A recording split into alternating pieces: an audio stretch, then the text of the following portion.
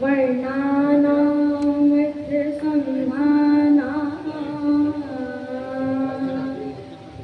रसानां छन्दसामपि मङ्गलानां च कर्तारा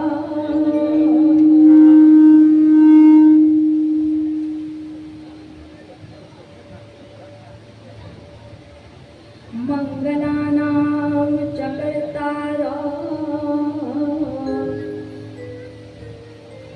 वन्दे वाणी विनायक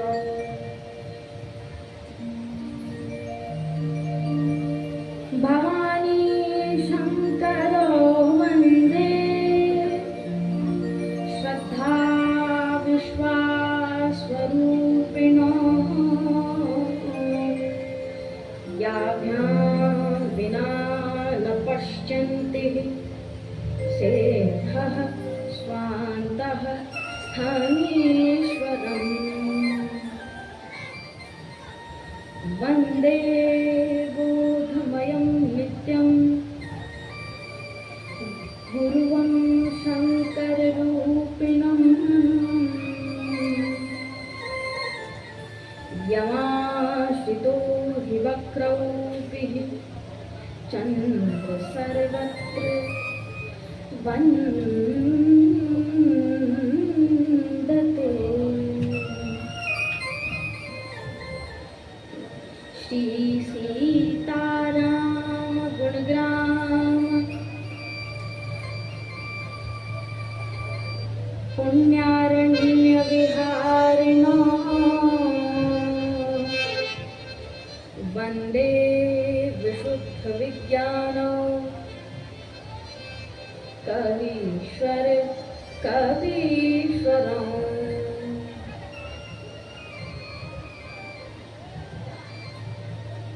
यन्माया वशवर्ति विश्वमखिलं ब्रह्मादिदेवासुरा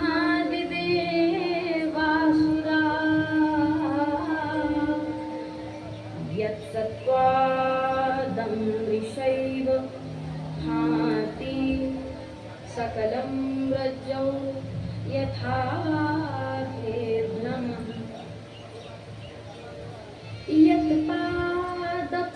यत्पादप्लवमेकमेव हि भवाम्भोधे स्थितिर्षावताम्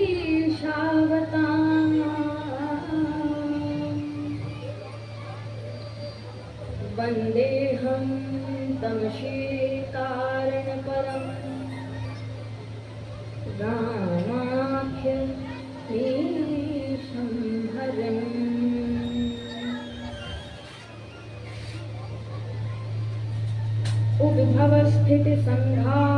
उद्भवस्थितिसंहारकारिणीं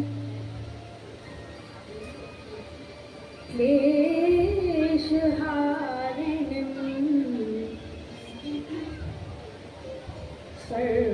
सर्वश्रेयस्करीं सीतां नतोऽहं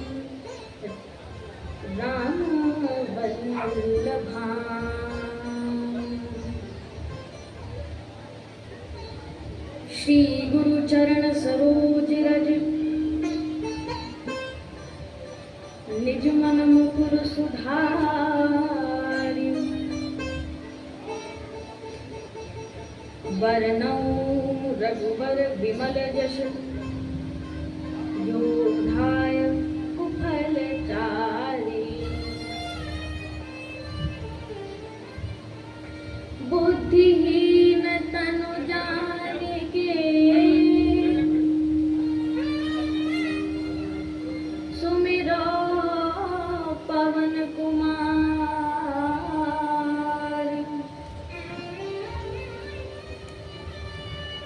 बल बुद्धि विद्या देहु हरहु कलेश विकार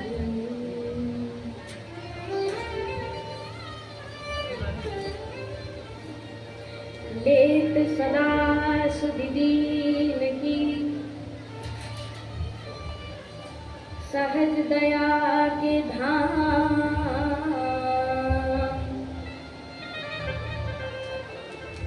जननी जनक वेदांत के प्रभु श्री सीताराम।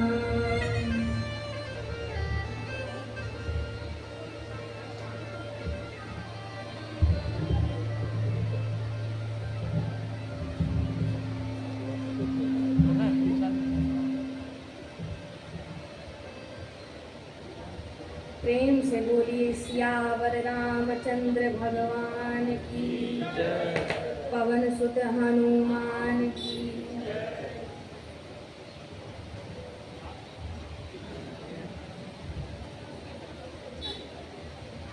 परम श्रद्धेय संतजन, उनके चरणों में भगवत भाव से सादर प्रणाम करता हूँ। अन्य विद्वज्जन,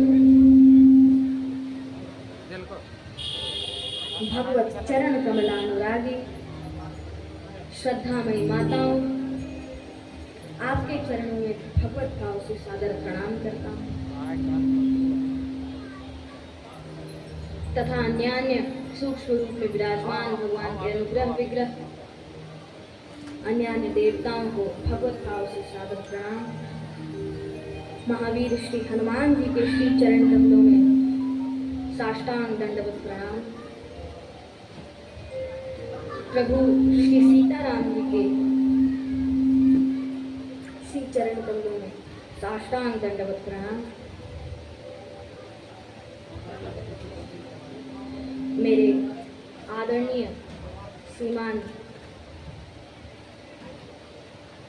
विष्णु खेतान जी को मैं हृदय से धन्यवाद देता हूँ कि उन्होंने मुझे आपके समक्ष आने का सुअवसर दिया।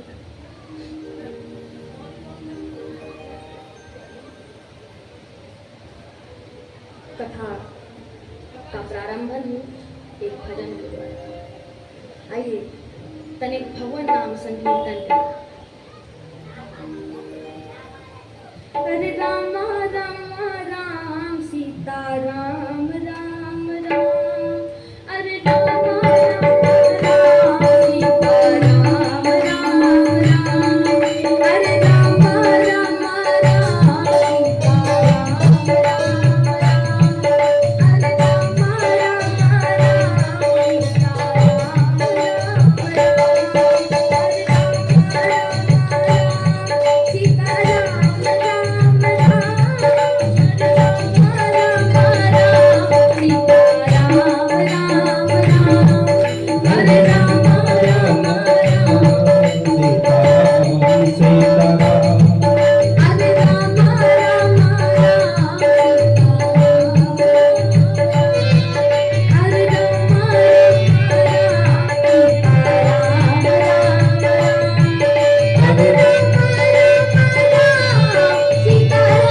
राम राम, अरे राम राम राम सीता राम राम राम, अरे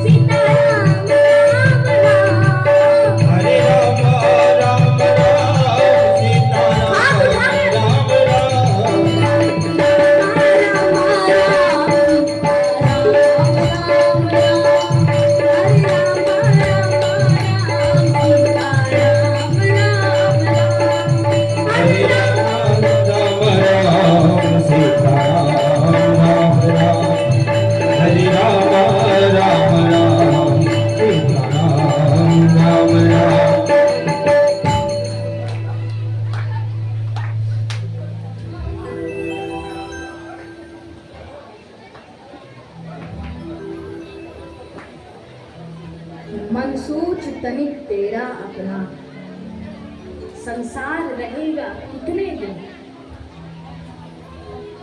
मन सोच तनिक तेरा अपना, संसार रहेगा कितने दिन। आती जाती इस श्वास का, आती जाती इस श्वास का व्यापार रहेगा कितने दिन। जो कल संग थे वो आज नहीं, जो आज हैं संग कल होंगे नहीं। और मिल मिल के बिछुड़ने वालों का फिर प्यार रहेगा कितने दिन।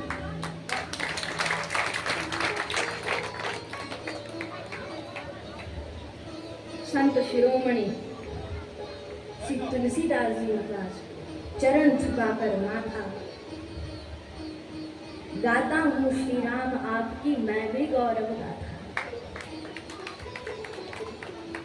किंतु नाथ आपके गुण गायन की नहीं है मुझ में क्षमता।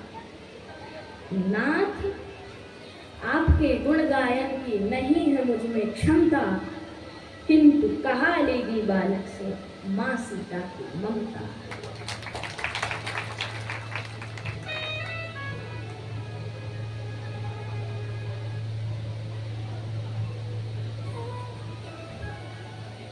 मन सीताराम सीताराम रट रे, तेरे संकट जाए कट रे।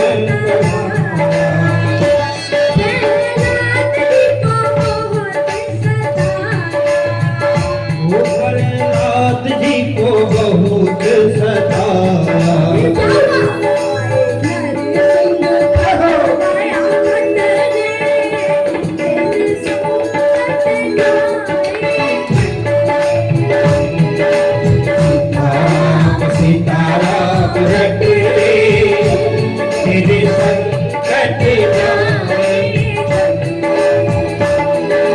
सीताराम सीताराम रट रे, तेरे संकट तेरे संकट जाएंगे कटे। अब जाए ना कष्ट सहाय, अब जाए न कष्ट सहाय। द्रौपदी ने वचन कहाए।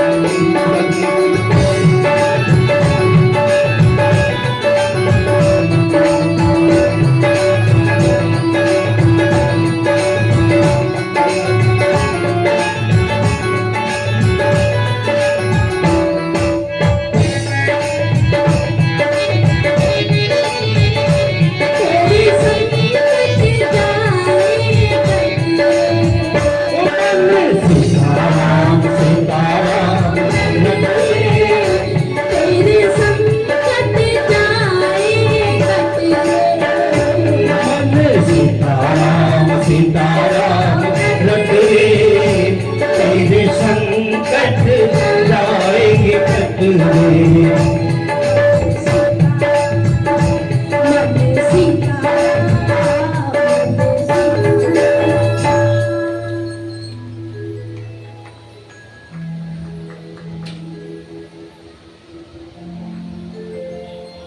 कोई कहे कि हरि सबके मन में, कोई कहे हरि सबके मन में, तो कोई कहे व्यापक कण कण में। कोई कहे हरि सबके मन में, तो कोई कहे व्यापक कण कण में। कोई कहे वो मिलेंगे वन में, कोई कहे वो मिलेंगे वन में, पर अपने प्रभु को कनक भवन में।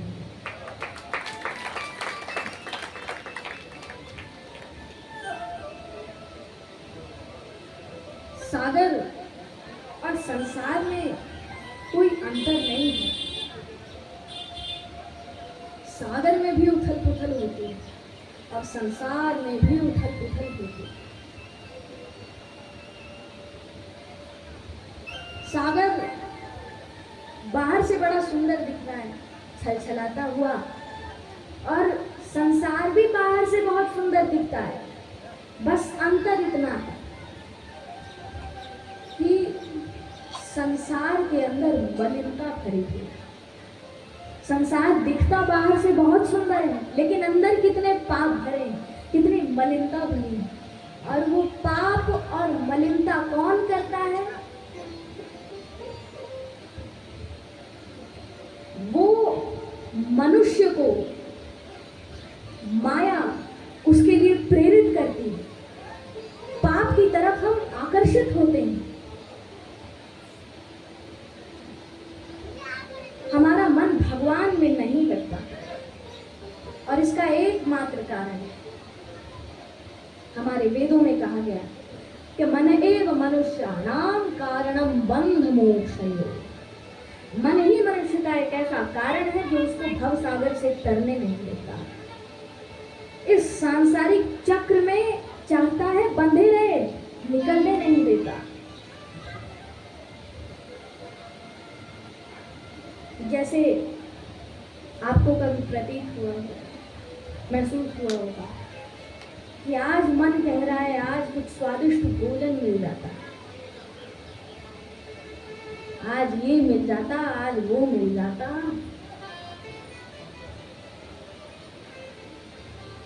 मन मोह की तरफ भागता। अच्छा, ऐसा नहीं है कि मन का बुरा ही चेहरा है, मन बुरा ही है। मन का एक अच्छा चेहरा भी है और बुरा चेहरा भी है। बस फर्क इतना है कि अच्छा चेहरा कभी कभी जागता है। अब हमारे ऊपर डिपेंड करता है, हमारे ऊपर निर्भर करता है कि हम उस अच्छे चेहरे को अपनाएंगे या बुरे चेहरे को अपनाएंगे। और यही एकमात्र मन कारण होता है कि जब मनुष्य की मृत्यु होती है, जीव की मृत्यु होती है, तो मृत्यु के पश्चात, मृत्यु के दौरान भगवान उसके सामने दो विकल्प रखते हैं। कहते हैं चुनना तुमको। दो विकल्प क्या होते हैं? पहला भक्ति रखेंगे और दूसरी माया रखेंगे। अब उस जीव पर निर्भर करता है, ये जीवन का सत्य है। अब उस जीव पर निर्भर करता है कि वो भक्ति को चुनेगा या माया को चुनेगा। और एक मात्र मन कारण होता है कि यहीं पर वो चूक जाता है। इधर हाथ ना बढ़ाकर उधर हाथ बढ़ा देता, माया को चुन लेता है।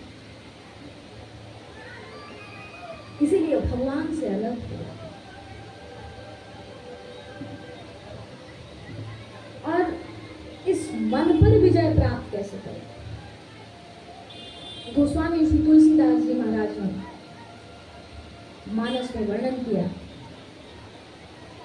कि मन से छुटकारा पाने के लिए ये 3 सरल उपाय मानस में बताए गए। पहला भगवान नाम स्मरण जप तथा संकीर्तन, और दूसरा भगवत चिंतन, और तीसरा श्री राम कथा श्रवण, जो हम अभी कर रहे हैं और जो हमें निश्चय भव सागर से तार देती है, भविष्य न संशय।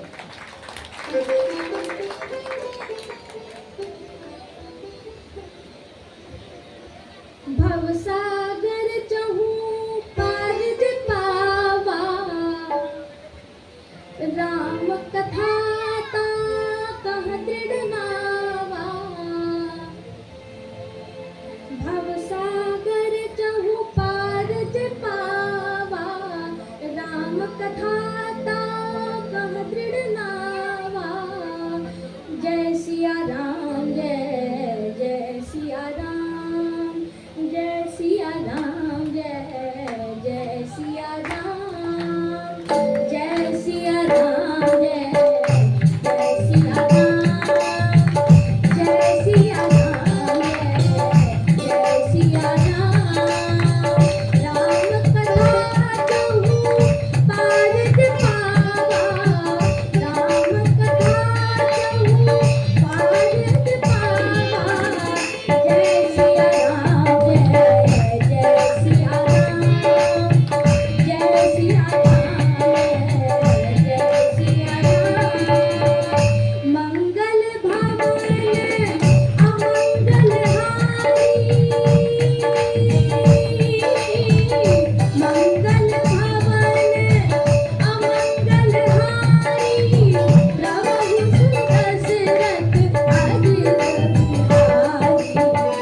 जय सिया राम, जय सिया राम, जय सिया राम, जय सिया राम, जय सिया राम, जय सिया राम, जय जय सिया राम। जय सिया राम, जय सिया राम, जय सिया राम, जय सिया राम।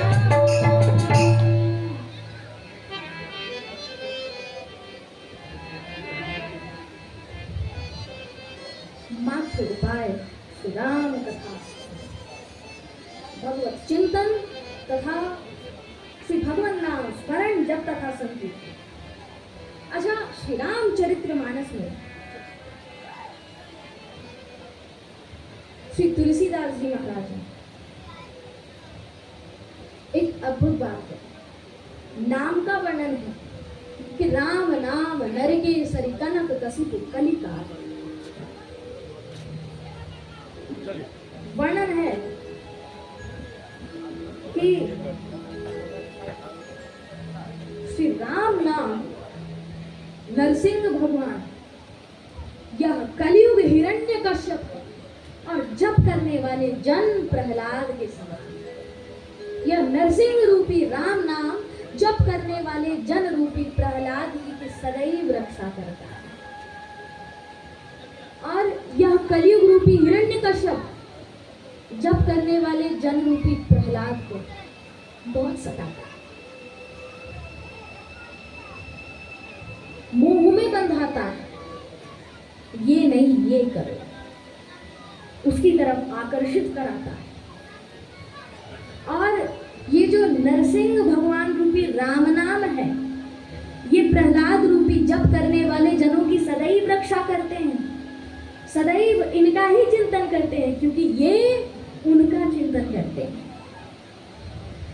अर्थ यह है कि अगर हम भगवान का चिंतन करेंगे तो भगवान हमारा चिंतन करेंगे। वर्णन है, अगर नाथ देखोगे, अगर नाथ देखोगे, अब गुण हमारे, अगर नाथ देखोगे, अब गुण हमारे, तो कैसे भव से लगेंगे किनारे। अगर नाथ देखोगे, अब गुण हमारे, तो कैसे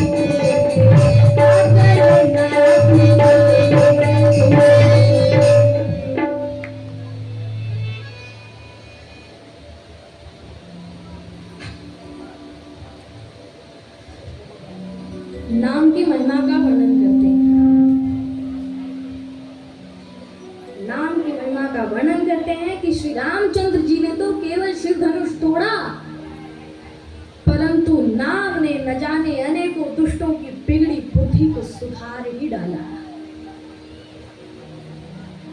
प्रभु रामचंद्र जी ने विश्वामित्र जी के यज्ञ हेतु सुकेतु यक्ष की कन्या तारका और पुत्र सुबाहु सहित समाप्ति की, परंतु नाम ने न जाने अनेकों अपने भक्तों के कष्ट ऐसे दूर किए जैसे सूर्य रात्रि का कर देता है।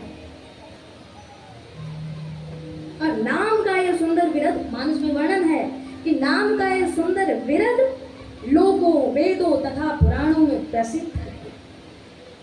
अरे नाम की ऐसी महिमा है, राम नाम कर अमित प्रभावा, राम नाम अत्यंत प्रभावी है, इतना प्रभावी है कि अरे जिसके स्मरण मात्र से भांग से निकृष्ट गोस्वामी श्री तुलसीदास जी महाराज तुलसी के समान पवित्र हो गए।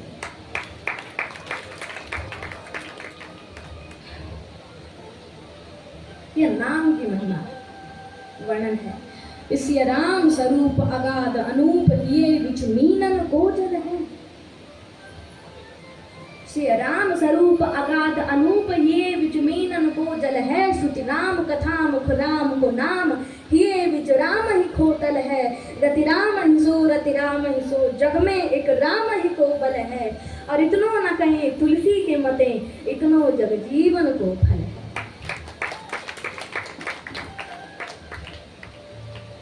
वर्णन है कि राम नाम कर अमित प्रभाव। इस नाम को गोस्वामी श्री तुलसीदास जी महाराज ने इस वाक्य को साकार किया कि राम के नाम के अक्षर द्वय महिमा का विशेष सकै करोरी। और जास प्रसाद सुरासर में हर हर्ष हला हलपान करियोरी। बाजन रघुनाथ के नाथ सोई संजीवनी बार सुधारस बोरी। और रकार में है श्री राम उदार मकार में है मिथिलेश किशोरी।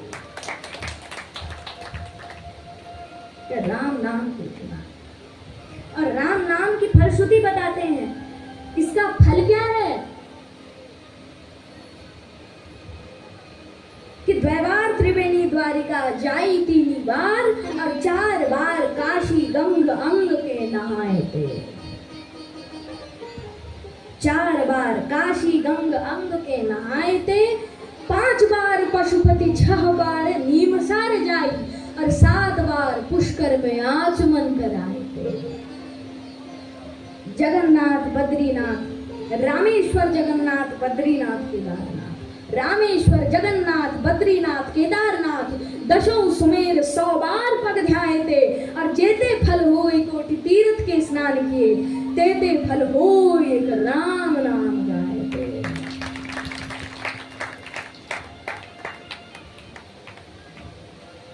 ये राम नाम की महिमा।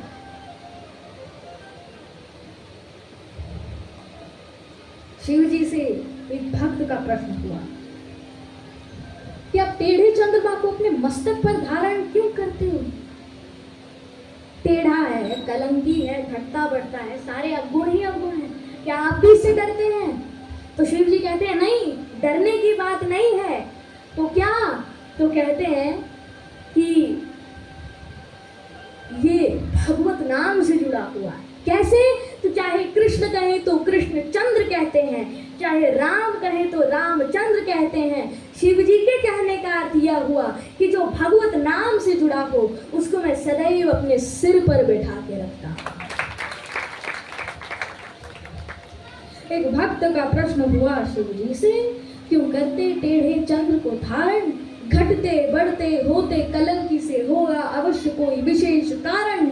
और भगवान के नाम से अंकित इस चंद्रमा को मैं अपने मस्तक पर सदैव ही धरता हूँ, क्योंकि निर्मल हृदय से नित्य जन जो जुड़ा भगवत नाम से उसको मैं शिरोधार्य करता हूँ।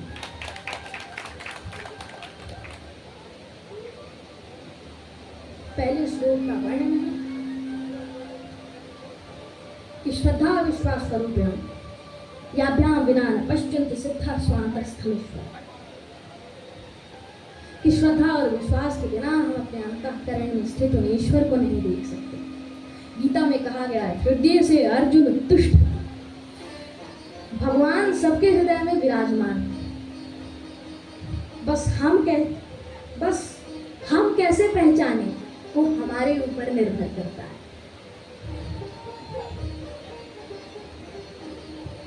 एक बार एक कथा बड़ी प्रचलित है। एक बार गोस्वामी संत शेखर कलिपावनावतार श्री सीताराम चरणाम्बुज चंचलित भगवत भक्ति भूषण परम वैष्णव उदीयमान नक्षत्र समान गोस्वामी श्रीमद तुलसीदास जी महाराज के समक्ष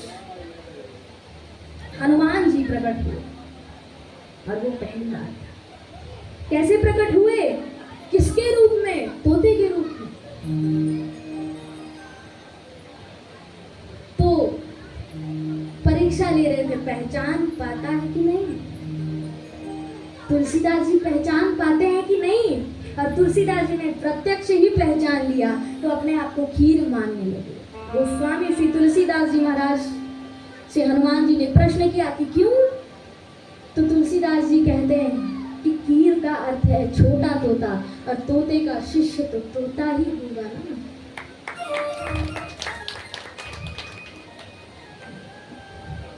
परंतु हनुमान जी कौन है? ये वर्णन है, जय जय जय हनुमान गोसाई, जय जय जय हनुमान गोसाई, कृपा करहु गुरुदेव की भाई, कृपा करहु गुरुदेव की भाई, जय जय जय हनुमान गोसाई, कृपा करहु गुरुदेव की भाई, कृपा करहु गुरुदेव की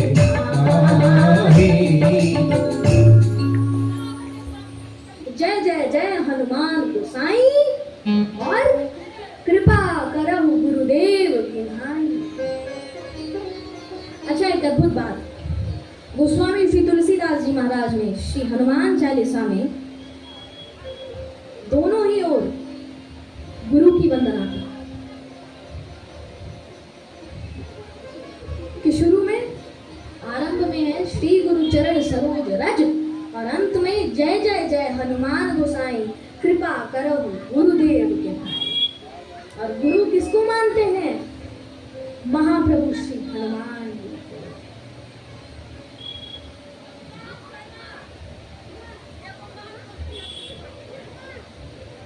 अच्छा, तो अगर गहराई से देखें तो कोकिल और तोते से ही तो वन की शोभा है। इसीलिए श्री सीताराम गुणग्राम पुण्यारण्य विहारिणो वंदे विशुद्ध विज्ञानो कवीश्वर कपीश्वरों, यानी अर्थ हुआ कि श्री सीताराम जी के पावन पवित्र गुण समूहों के वन में विचरने वाले कोकिल श्री वाल्मीकि जी और तोते श्री हनुमान जी की मैं हृदय से चित्त से वंदना करता हूँ। कवीश्वर कपीश्वर सीताराम गुणग्राम पुण्यारण्य वंदे विशुद्ध विज्ञानो कवीश्वर कपीश्वरों। अब उद्भव स्थिति संहार कारिणीं क्लेश हारिणीं सर्वश्रेयस्करीं सीतां नतोऽहं राम वल्लभ। यानी मैं उत्पत्ति पालन स्थिति तथा संहार करने वाली श्री रामचंद्र जी की प्रियतमा श्री सीता माता की हृदय से वंदना करता हूँ, उनको प्रणाम करता हूँ। तो स्वामी श्री तुलसीदास जी महाराज के भाव। अच्छा, किसी ने गोस्वामी जी से प्रश्न किया कि आपने सीता जी को ये उपाधि क्यों दी, जबकि उत्पत्ति पालन तथा संहार करने का कार्य ब्रह्मा विष्णु महेश का है। तो आपने सीता जी को ये क्यों कहा कि उद्भव स्थिति संहार कारिणी क्लेश हारिणी सर्वश्रेयस्करीं सीतां नतोऽहं राम वल्लभाम, ये तो ब्रह्मा विष्णु महेश का कार्य है। महाप्रभु श्री गोस्वामी जी कहते हैं कि सब सत्य है, ठीक है कि ये ब्रह्मा विष्णु महेश का कार्य है, लेकिन उत्पत्ति पालन तथा संहार ब्रह्मा विष्णु महेश करते हैं, और ये शक्ति उनको कहाँ से मिलती है? भगवती से। इसीलिए अर्थ यह हुआ कि भगवती शक्ति स्वरूपा है। और श्री गोस्वामी श्री तुलसीदास जी महाराज के कहने का अर्थ था कि भगवती शक्ति स्वरूपा है और भगवती माँ सीता जी का बल पाकर ही ब्रह्मा विष्णु महेश इस विश्व के, इस संपूर्ण जगत के उत्पत्ति पालन स्थिति तथा संहार करने का कार्य करते हैं। इसी पर बोलिए माँ सीता जी की।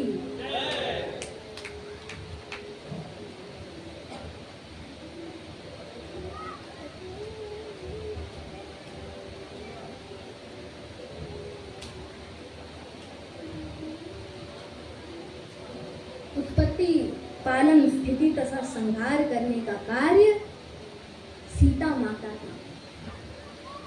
हर ही हरिता विधि विदिता शिव ही शिवता जगत।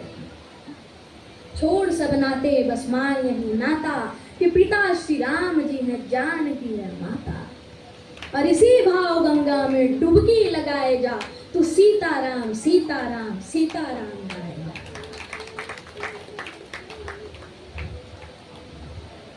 एक बार भक्त के समक्ष भगवान प्रकट हुए। कहते हैं कि मांगो क्या मांगना है। भगवान से भक्त कहता है कि मुझे कुछ समझ में ही नहीं आ रहा कि क्या मांगूं।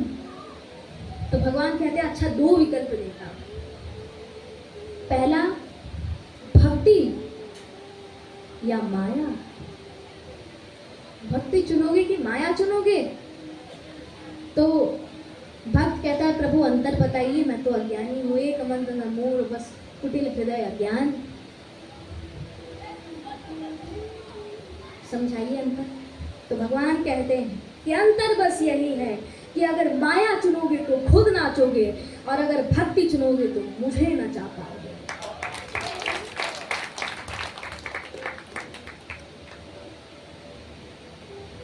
कि भगवान के राज में सारा संसार नाचता, भगवान के राज में सारा संसार नाचता है, लेकिन भगवान स्वयं भक्ति के राज में नाचते हैं। जीव जिसके बस में हो उसे माया क्या, जीव जिसके बस में हो उसका नाम माया है और भगवान जिसके बस में हो उसका ही नाम भक्ति है। भक्ति की महिमा है। क्या भक्ति की महिमा है। और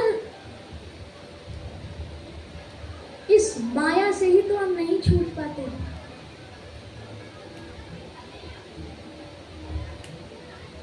इस माया से हम नहीं छूट पाते। इसका कारण मैंने बताया, मन एव मनुष्याणाम कारणं बन्धमोक्षाय। तो यही है कि यन्मायावशवर्ति विश्वमखिलं ब्रह्मादि देवासुरा यत्सत्त्वादं वृषैव भाति सकलं रज्जौ यथा हेर्भ्रमः यत्पादप्लवमेकमेव हि भवाम्बोधे स्थितिर्षावतां वन्देऽहं तमसे कारण परं प्रामाख्यमीशं।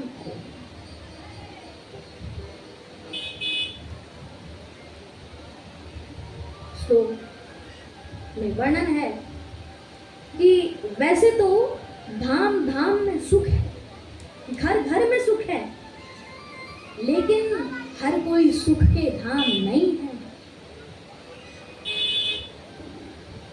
हर कोई सुख के धाम नहीं है।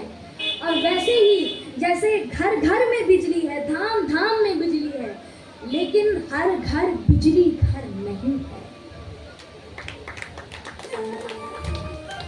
ठीक वैसे ही कि परमात्मा सुख के धाम है और उनके कारण ही धाम धाम में सुख है। इसीलिए बिजली घर के कारण ही घर घर में बिजली है। तो गोस्वामी श्री तुलसीदास जी महाराज जो राम कथा लिखते हैं वो सबके अंतःकरण तक पहुंचती है, क्योंकि सबके अंतःकरण में भगवान विराजमान है। हृदय से अर्जुन तिष्ठति, इसीलिए यह कथा सुखदायी हो गई। किसी ने गोस्वामी जी से प्रश्न किया, दर्शन कीजिएगा। किसी ने गोस्वामी श्री तुलसीदास जी महाराज से प्रश्न किया कि आप अपने रामचरितमानस को संस्कृत में क्यों नहीं लिखते? संस्कृत में लिखते और कवियों ने भी तो संस्कृत में लिखती है। वेद व्यास आदि महाकवि रहे हैं, आप भी संस्कृत में लिखिए। आपने संस्कृत में क्यों नहीं लिखी? तो गोस्वामी श्री तुलसीदास जी महाराज बड़ा सुंदर, बड़ा अद्भुत उत्तर देते हैं। संकेत करके कहते हैं, मानस की तरफ संकेत करके कहते हैं, दोहावली में उत्तर देते हैं कि का भाषा का संस्कृत प्रेम चाहिए साँझ, का भाषा का संस्कृत प्रेम चाहिए साँझ, और काम जो आवे कांवरी सो काले करे कमाज। अगर कंबल से ही काम चल जाए तो दुसाले की क्या आवश्यकता, क्या जरूरत? एक बड़े विनोदी संत थे, कहते थे, कहा करते थे कि संस्कृत भाषा नारियल तोड़त में कठिनाई, नारियल को तोड़ो संस को छीलो। संस्कृत भाषा नारियल और फोड़त में कठिनाई, और गरी थोर तुलसी धरी जो चाहे सो खाए, जो चाहे सो खाए।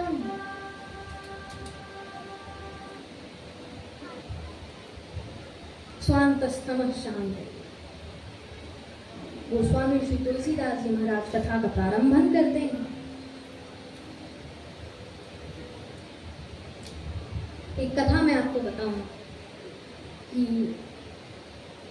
जब मनुष्य क्रोध करता है तो पहले फर्स्ट स्टेप में क्रोध किसी ना किसी कारण से आता है, लेकिन जब थर्ड स्टेप पार हो जाता है तब क्रोध ही मनुष्य का कारण बन जाता है। क्रोध कारण ढूंढने लगता है और ढूंढ लेता है। बिना बात के जो बात होती है वो बात भी इतनी आगे बढ़ जाती है। जैसे मैं आपको बताऊं, एक आदमी था, उसका रसोईया भोजन बनाता था। अगर किसी दिन सुस्वाद भोजन ना बने तो उसको खूब डांटता, खूब डांटता, मूर्ख, ऐसा भोजन बनाया, कोई स्वाद ही नहीं है। अब वो बेचारा माफी मांगता, क्षमा मांगेगा, लेकिन विडंबना यह थी कि अगर उसके दूसरे दिन रसोईया सुस्वाद भोजन बना दे तब भी प्रसन्नता नहीं और दुगना क्रोध करे। अब रसोईया कहता कि बाबूजी आज सुस्वाद भोजन नहीं बना क्या? तो आदमी कहता हाँ बना तो है। तो फिर काहे इतना नाराज होते हो? तो कहते हैं हम इसीलिए नाराज हो रहे हैं क्योंकि अगर आज इतना सुस्वाद भोजन बना सकते थे तो कल क्यों नहीं बनाया?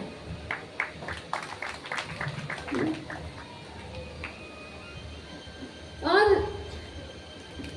यही है कि इस कथा से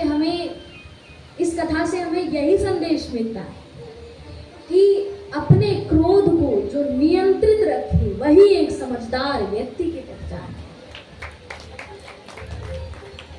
अपनी इंद्रियों को नियंत्रण में करना। आओ आओ भाइयों चलो कुछ ऐसा काज करें, आओ आओ भाइयों चलो कुछ ऐसा काज करें, मन ना राज करे हम पर, केवल हम मन पर राज करें।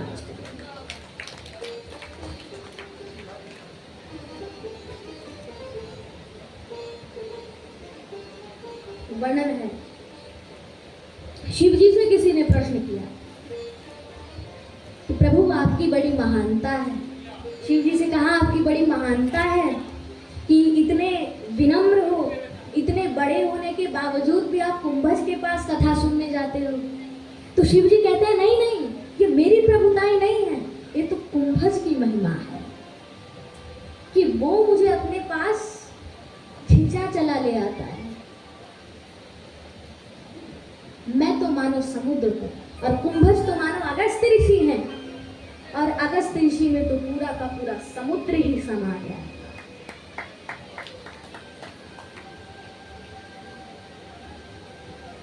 और वो घट में ही समा सकता है। और घट माने मन, और मन का बेटा भाव, यानी जो अपने गुणों का विस्मरण करके भगवान के गुणों का स्मरण कर लेता है, वो निश्चय ही भव सागर से तर जाता है। अब शिव जी कैलाश पर्वत से नीचे उतरते हैं, तो किसी ने शिव जी से प्रश्न किया कि प्रभु आप कैलाश पर्वत से नीचे उतर रहे हैं, इतनी ऊंचाई से, इतनी दूरी पर, तो नीचे उतरना तो जन्म लेना है। तो शिव जी कहते हैं कि मैं आम आदमियों की तरह ही उतरता, जैसे व्यक्ति उतरते हैं वैसे ही तो उतरूंगा। तो कैसे उतरते हैं, क्यों उतरते हैं और कब उतरते हैं? तो शिव जी कब, कैसे और क्यों, इन तीनों प्रश्नों का उत्तर देते हैं। कि कब, जब कोई भक्त मुझे पुकारता। कैसे, तो बस फर्क इतना है, बस अंतर इतना है कि एक व्यक्ति उतरता है आसक्ति के कारण और हम उतरते हैं भक्ति के कारण। और क्यों? श्री राम कथा श्रवण करें, क्योंकि भक्त की पुकार है, क्या शिव जी की पुकार।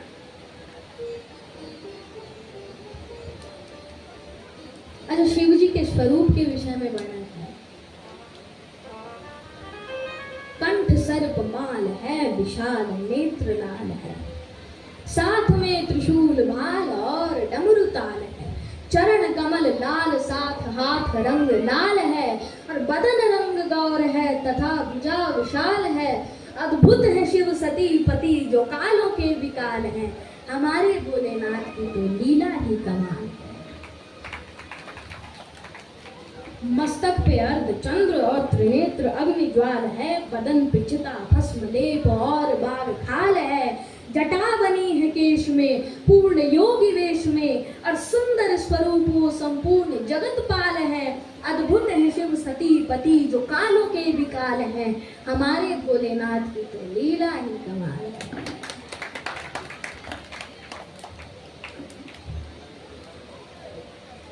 श्री राम कथा श्रवण करने जा रहे होते हैं, लेकिन अकेले नहीं है, साथ में कौन है?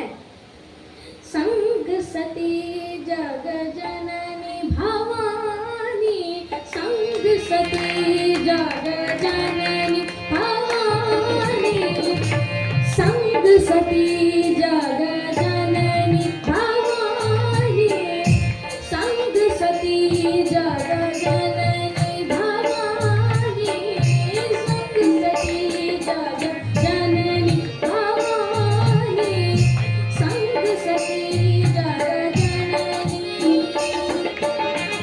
संग सती जग जननी भवानी, संग सती जग जननी भवानी, संग सती जग जननी भवानी।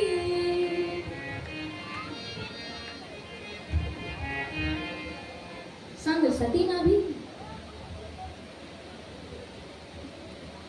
सती जी के साथ कथा श्रवण करने जाते हैं, राह में कुंभज ऋषि मिलते हैं।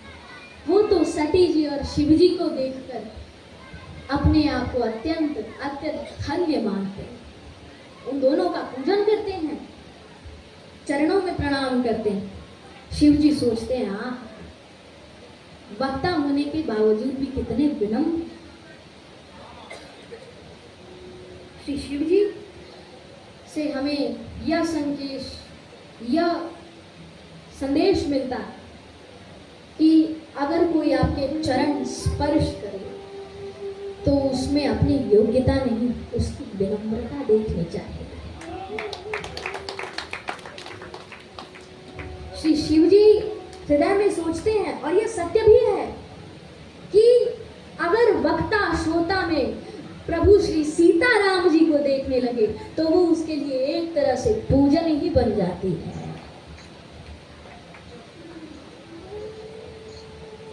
क्या जीवन का सत्य महिमा है। पूजन करते हैं, शिव जी कथा श्रवण करते हैं, सुनी महेश परम सुख माने। अच्छा, गोस्वामी श्री तुलसीदास जी महाराज ने केवल शिव जी का ही नाम डाला है जब कथा श्रवण करने जाते हैं। किसी ने गोस्वामी जी से प्रश्न किया, आपने सिर्फ शिव जी का ही नाम क्यों डाला? तो गोस्वामी जी उत्तर देते हैं कि आपने सती माता का नाम क्यों नहीं डाला? तो गोस्वामी श्री तुलसीदास जी महाराज उत्तर देते हैं कि शिवजी मन से उपस्थित और सती माता तन से उपस्थित। हमने उनका नाम लिखा है जो तन से नहीं मन से उपस्थित है।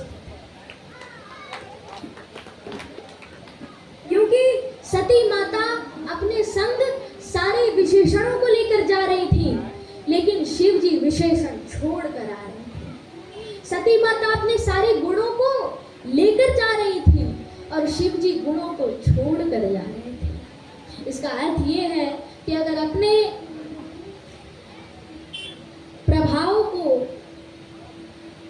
प्रभाव का विस्मरण हो तभी तो भगवान के कथा में भाव जागे, तभी तो भगवान के कथा में भाव आवे।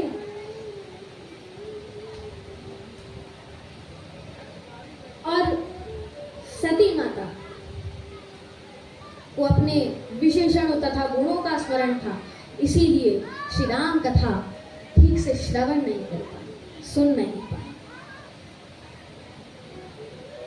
और शिव जी को भगवान के गुणों का स्मरण था, अपने गुणों का विस्मरण था, इसीलिए उनका नाम गोस्वामी श्री तुलसीदास जी महाराज ने मानस में लिखा है।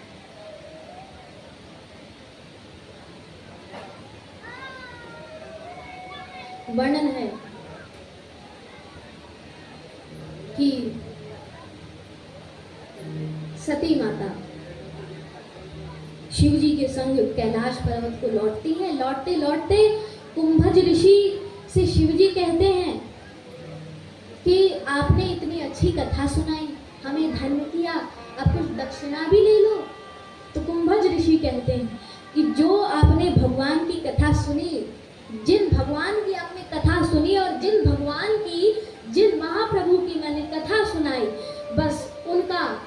बस उनकी विमल भक्ति ही मिल जाए, यही मेरी दक्षिणा है। यह कहकर कुंभज ऋषि शिव जी को विदा करते हैं। कैलाश पर्वत को शिव जी सती माता के संग लौटते हैं और सोचते हैं कि श्री रामचंद्र जी का प्राकट्य कब होगा, उनका जन्म कब होगा। तो भगवान उस समय लीला कर रहे होते हैं, बन बन फिरहीं, जंगल जंगल घूम रहे होते हैं, वन वन घूम रहे होते हैं, सीता माता को खोज रहे होते हैं। खग मृग जीव जंतु, फूल तरु मूल कंद तथा अन्यान्य वृक्षों तथा पेड़ों से भी पूछते हैं कि सीते कहाँ है, सीते कहाँ है? तुम देखी सीता मृग नयनी, क्या तुमने सीता को देखा है? और शिवजी यह भगवान की लीला देखकर अत्यंत हर्षित होते हैं, शरीर उमंग से पुलकित हो जाता है, नयनों में प्रेमाश्रु है। और जबकि भगवान श्री रामचंद्र जी वनवासी के वेश में, अर्थ यह है कि भगवान न जाने किसी भी वेश में, वृद्ध वेश में हो या वनवासी के वेश में ही क्यों ना हो, भक्त का भाव कभी ना बदले, उसी को एक सच्चा भक्त कहते हैं। अच्छा, शिव जी आनंदित होकर देख रहे हैं, आनंदित हो रहे हैं। श्री रामचंद्र जी को शिव जी क्या समझते हैं? वो एक रघुवंशी में भगवान को देख रहे हैं, शिव जी एक रघुवंशी में भगवान को देख रहे हैं, लेकिन सती माता भगवान में एक रघुवंशी के बेटे को देख रहे हैं।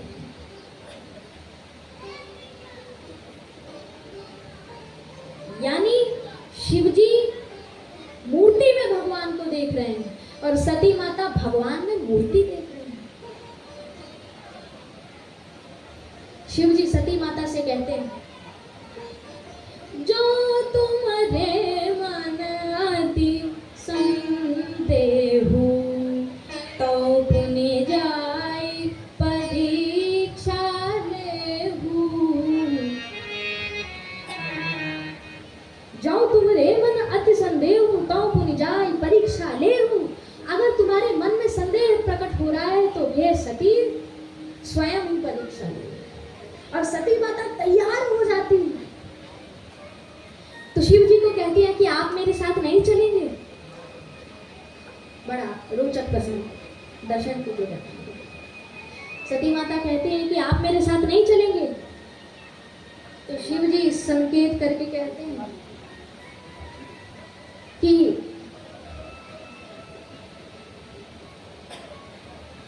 बुखार तुम्हें है, मुझे नहीं।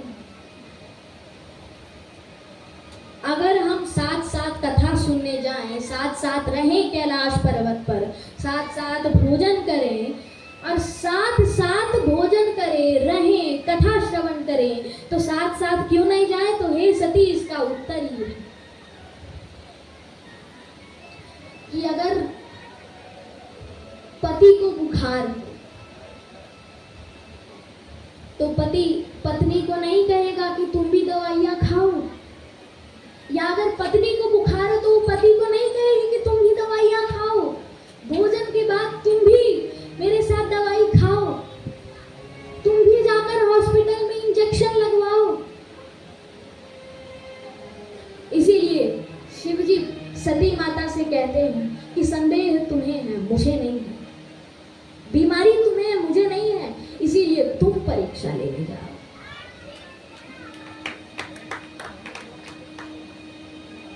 और सती माता प्रणाम करके जाती हैं तो सोचते हैं कि क्या करूं, अब कैसे जांचूं कि ये भगवान है कि नहीं। तो एक काम करती है, धरी सीता करूं, सीता माता का रूप धर लेते हैं। अब राम जी सबसे पूछ रहे हैं कि सीते कहाँ है, सीते कहाँ है, और यहाँ पर राम जी के आगे सती माता चल रही होती सीता जी के वेश से। अब राम जी समझ जाते हैं, जोर से सती माता को पुकारते हैं, जय हो माता। अरे कहाँ वन में अकेली अकेली घूम रही है, मेरे भोले बाबा कहाँ हैं? अब तो सती माता आश्चर्यचकित डर जाती है कि हमने इतना अच्छा अभिनय किया, इन्होंने कैसे पहचाना। तो राम जी सुन लेते हैं मन की बात, कहते हैं सती माता आपने अभिनय तो बहुत अच्छा किया, लेकिन आपने रूप तो बहुत अच्छा धरा, अभिनय भी बहुत अच्छा किया, लेकिन अभिनय में एक कमी रह गई। क्या कमी रह गई? सती माता पूछती है तो राम जी कहते हैं कि कमी एक ये रह गई कि आप मेरे आगे आगे चल रही थी। अरे सीता तो वो है जो राम के सदैव पीछे पीछे चलती है, आगे आगे ये कैसे सीता है? सती माता आश्चर्यचकित, सर्वत्र इस दिशा इस दिशा इस दिशा इस दिशा प्रभु रामचंद्र जी को ही देख रही होती है। सर्वत्र खलविदम ब्रह्म, सर्वत्र प्रभु श्री रामचंद्र जी वो तो भयभीत हो जाती हैं। सती माता कैलाश पर्वत को लौट जाती हैं। अब शिव जी के पास पहुंचती हैं। शिव जी कहते हैं कि सब कुशल मंगल तो है। सती माता कहती है कि आप मेरे कुशल मंगल क्यों पूछ रहे हैं? तो शिव जी कहते हैं कि जो भगवान की परीक्षा लेने तक को तैयार हो जाए और चला जाए और परीक्षा लेकर आ भी जाए तो उसके कुशल मंगल में तनिक संदेह रहता है, इसीलिए पूछ रही हूं। सब कुशल मंगल तो है। तो सती माता कहती है हाँ सब कुशल मंगल है। तो परीक्षा ली, किस प्रकार ली, किस विधि ली? तो सती माता कहती है बस चरणों में प्रणाम करके आ, बस और कुछ। अब शिव जी सोचते हैं कि अगर चरणों में ही प्रणाम करना था तो इतनी दूर क्यों गई? 15 किलोमीटर जाने की क्या आवश्यकता थी? यहाँ से ही प्रणाम कर लेते। और अगर प्रणाम करना ही था तो परीक्षा का नाम लेकर क्यों गई? शिव जी प्रत्यक्ष ही सब जान जाते हैं। कैसे? शिव जी ध्यान करते हैं, ध्यान की मुद्रा में आसीन होते हैं और ध्यान करके प्रत्यक्ष सब कुछ जान जाते हैं। आकाश की ओर मुख करते हैं, आकाश की ओर मुख करते हैं और हाथ जोड़कर कहते हैं कि हे प्रभु, आपकी लीला अपरंपार है।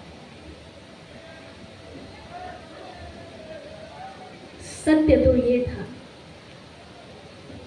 कि शिव जी ने आचरण में इस विषय को लाया, उच्चारण में नहीं।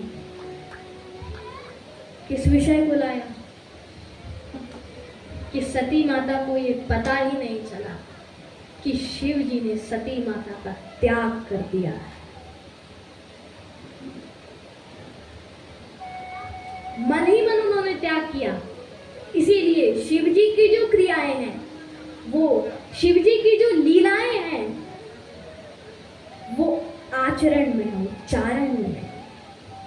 ये शिव जी की महिमा।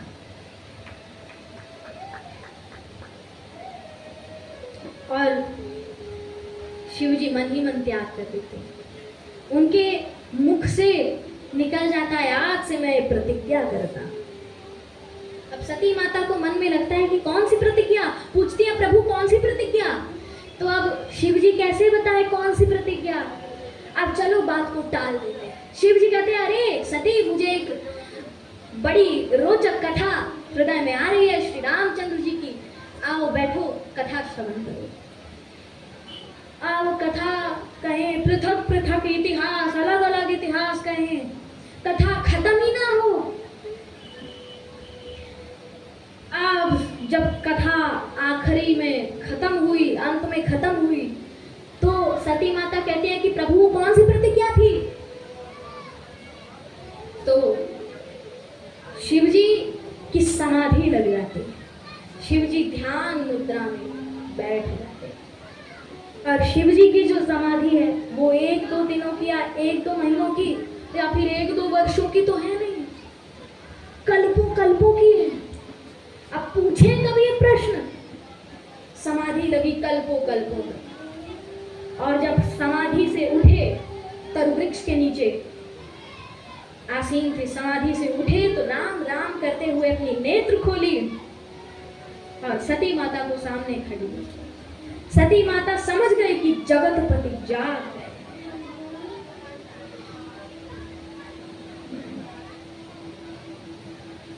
और उसी समय सारे देवता देवांगनाएं विमान में बैठकर कैलाश पर्वत के ऊपर से जा रहे होते हैं, शिव जी को सुना सुनाकर गीत गा रहे होते हैं, क्योंकि दक्ष प्रजापति का यज्ञ होता है।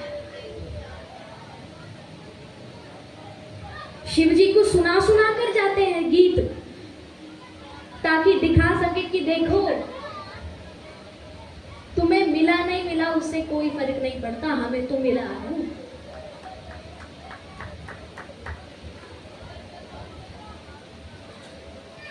और सती माता को ये खबर, ये समाचार पता चला तो शिव जी से कहते हैं कि अच्छा पिताजी का यज्ञ है, तो आप तो मैं तो जाऊंगी, आप भी चलिए ना। तो फिर शिव जी कहते हैं कि तुम्हारे पिता मेरे पिता तुल्य हैं, तुम्हारे जन्म पिता तो मेरे धर्म पिता, परंतु मुझे जाना उचित नहीं लगता। वैसे तो मानस में वर्णन है कि गुरु पितमात, गुरु पिता माता दोस्त भाई बंधु, इन सबके यहाँ जाने में कोई संदेह नहीं, बेझिझक जा सकते हैं। लेकिन अगर किसी संबंधी के यहाँ जाने में उसको कष्ट हो तो वो काम भी नहीं करना चाहिए। तो शिव जी समझाते हैं कि मुझे जाना तो उचित नहीं लगता, वैसे तो मेरे पिता तुल्य हैं, अब यहाँ पर कोई दूसरा होता तो कहता मैं क्यों जाऊं, हम नहीं जाएंगे, हम क्यों जाए, वैसे तो ऐसे ही अकबर का जहर पिए बैठे हैं और उस पर से हम उस आदमी का नाम भी नहीं सुनना चाहते। लेकिन शिव जी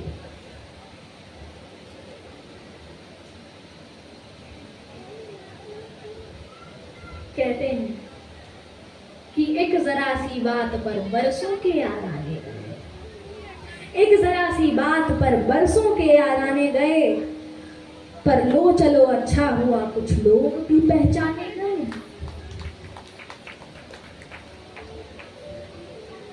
एक जरा सी बात पर बरसों के याद आने गए, छोटी सी बात थी, उस बात को पिताजी ने इतना बढ़ा दिया।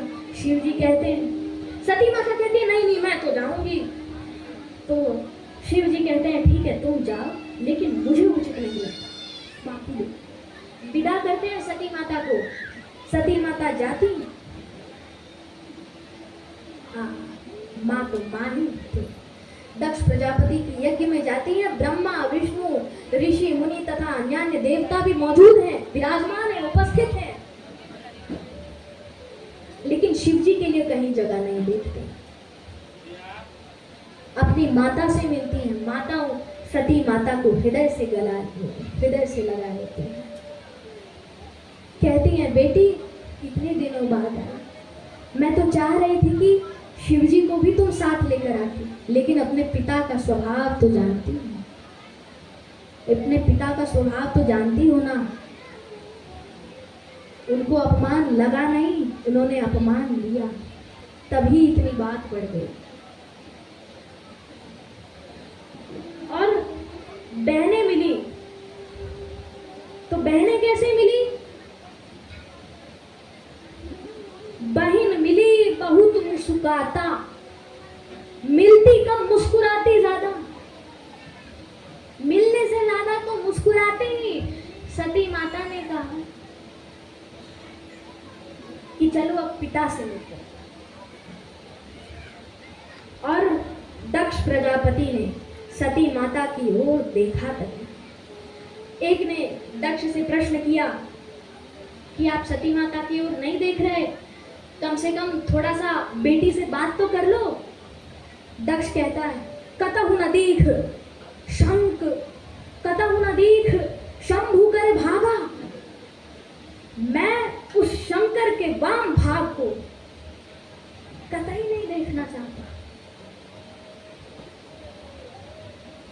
मैं उसकी तरफ नजर भी नहीं घुमाना चाहता। इतनी ईर्ष्या है, इतनी ईर्ष्या कौन रखता है। वो आदमी कहता है हृदय में कि चलो यज्ञ के लिए आए हैं, यज्ञ संपन्न होगा देखेंगे, चले जाएंगे, जो विसर्जन करना है कर देंगे। यहाँ पर कौन इसको समझाने में टाइम वेस्ट करे। अब वो आदमी भी थक हार कर चला जाता है, और सभी को देखती हैं सती माता तो अत्यंत क्रोधित हो जाती है। अब सती माता का जो रूप देखा, कहती है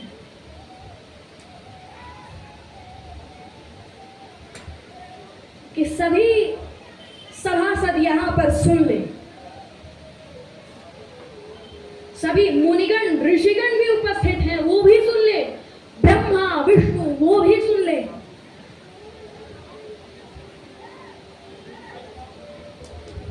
कि जिन जिन ने शंकर जी का अपमान किया, जो जो कीन है शंकर निंदा, जिन जिन ने शंकर जी का अपमान किया है उनको फल प्रत्यक्ष ही मिलेगा। सती माता के वचन सुनकर सारे सभासद कहते हैं कि फल प्रत्यक्ष क्यों? तो सती माता कहती हैं कि जब शंकर जी को भजने से फल प्रत्यक्ष मिलता है तो उनका तिरस्कार करने से, उनका पंगा लेने से भी फल प्रत्यक्ष ही मिल जाएगा। बहुत गलत किया। अब सारे सभासदों में से कुछ ऋषि मुनिगण कहते हैं कि तुम्हारे पिता ने तो ऐसा ऐसा कर दिया, अब क्या करोगी? पिता का त्याग करोगी? तुम्हें नहीं पता, शंकर ने तुम्हारा पहले ही त्याग कर दिया। अब क्या पिता का त्याग करोगी? तो सती माता कहती है नहीं, पिता का त्याग नहीं करूंगी।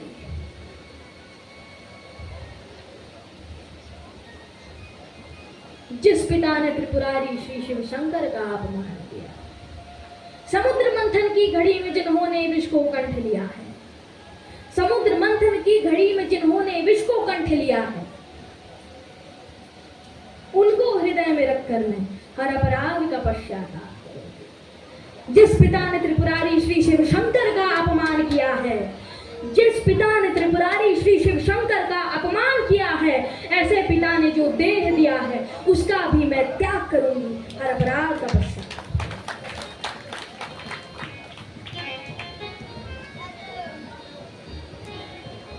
और यह कहकर सती माता अपने कुंड में भस्म हो जाती है।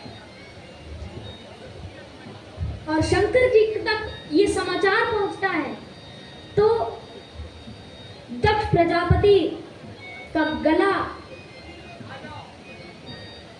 काटने को अपने अंश को भेजते हैं। शंकर जी का अंश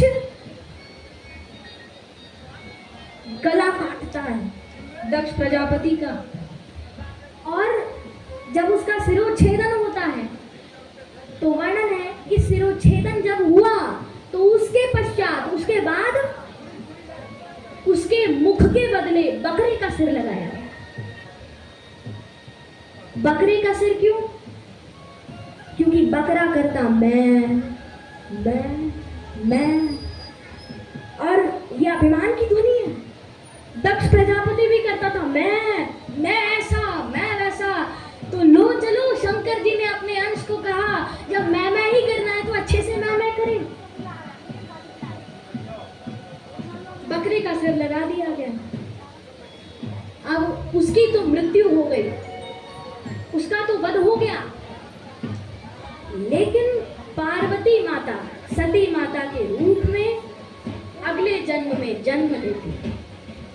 सती माता के रूप में पार्वती माता जन्म लेती, और वो भी उनकी माता का नाम क्या होता है? उनकी माता का नाम होता है मैना। मैना अभिमान की ध्वनि नहीं है, मैं कुछ नहीं।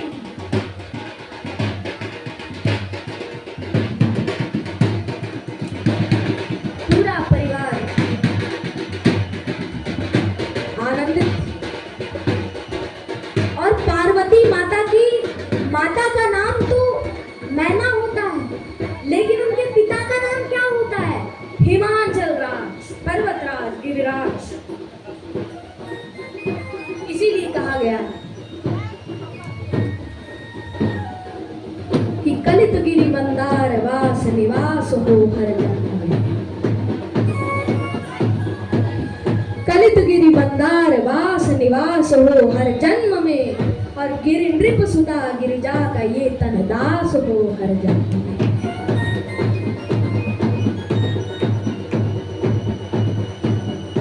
उदार शंकर विश्वपति पद पास हो हर जन्म में। उदार शंकर विश्वपति पद पास हो हर जन्म में। और हमारे भोलेनाथ का ये भक्त खास हो हर जन्म में।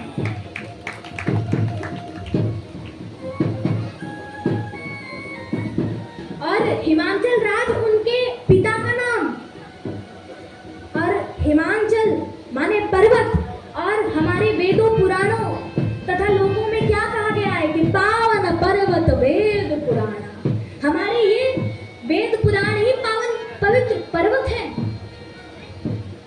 अब पार्वती माता धीरे धीरे बड़ी होती है, बढ़ती है, तो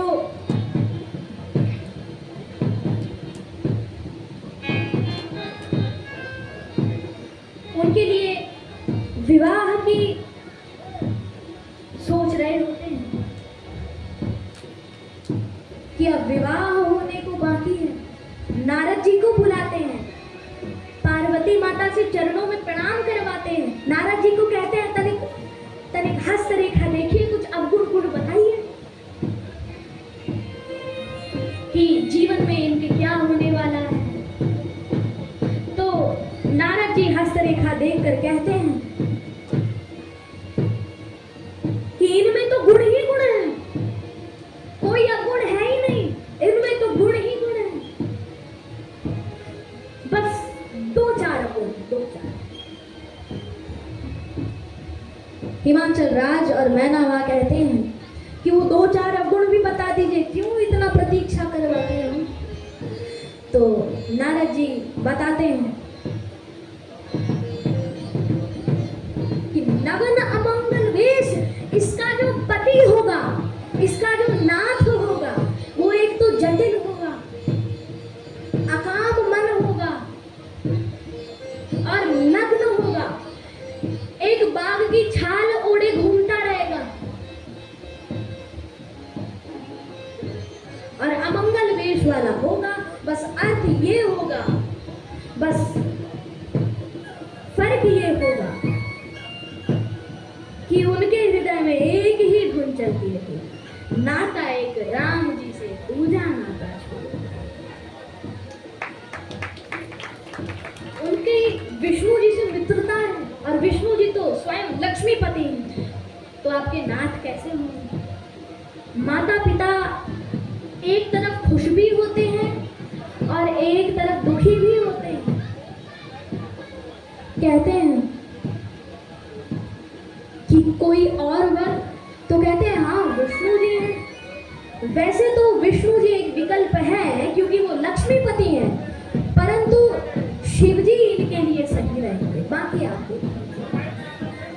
अब नारद जी को आदर सत्कार करके विदा करते हैं। स्वागत आदर सत्कार से होता है, विदा आदर सत्कार से होती है विदाई। और दोनों माता पिता विचार करने लगते हैं, सोचते हैं कि अब बेटी को तप करने भेजना ही होगा। हिमांचल राज से मैना माँ कहती हैं कि विवाह होता है तो परिवार देखा जाता है, घर द्वार देखा जाता है, ऐसे ही थोड़ी विवाह कर देंगे। तो हिमांचल राज उनको समझाकर कहते हैं कि शिव जी को प्राप्त करवाओ, तप करने भेजोगे। पार्वती माता वन में तप करने जाती हैं, कल्पों कल्पों तक घोर तप करती हैं।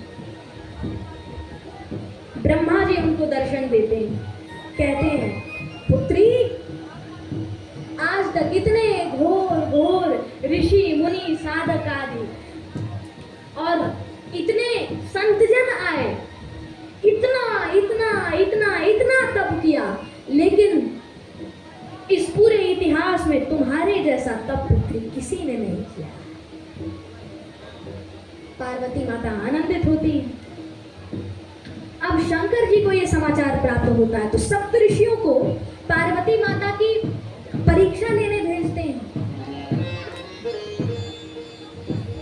सप्तऋषि जाते हैं और संदेशा लेकर शिव जी के पास आते हैं। तो कहते हैं, पहले तो कहते हैं कि आपने हमें परीक्षा लेने क्यों भेजा। तो शिव जी कहते हैं कि पिछले जन्म में पार्वती सती और उसने राम जी को स्वीकार नहीं किया। जब उसने राम जी को स्वीकार करके मेरे ऊपर विश्वास किया, राम जी की परीक्षा लिए बिना नहीं मानी, तो इस जन्म में मैं उनकी परीक्षा लिए बिना क्यों मानूं? जिन्होंने हमारे भगवान की परीक्षा ले ली। अब सप्तऋषि कहते हैं कि पार्वती माता कहती है कि जन्म कोटि लगे लगन हमारे, कोई और वर भाता ही नहीं है। श्री शंकर जी की सब कुछ। श्री शिव जी आनंदित होते हैं। अब पार्वती माता धाम को आती हैं, विवाह होने को होता है।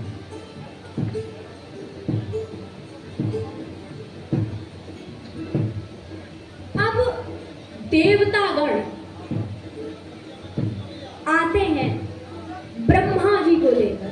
ब्रह्मा जी को कहते हैं चलो थोड़ा शिव जी के पास चलते हैं, आप भी हमारे साथ चलो।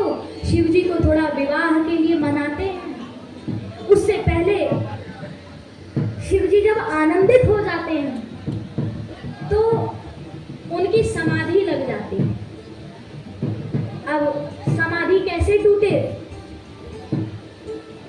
तो इंद्र कामदेव को भेजता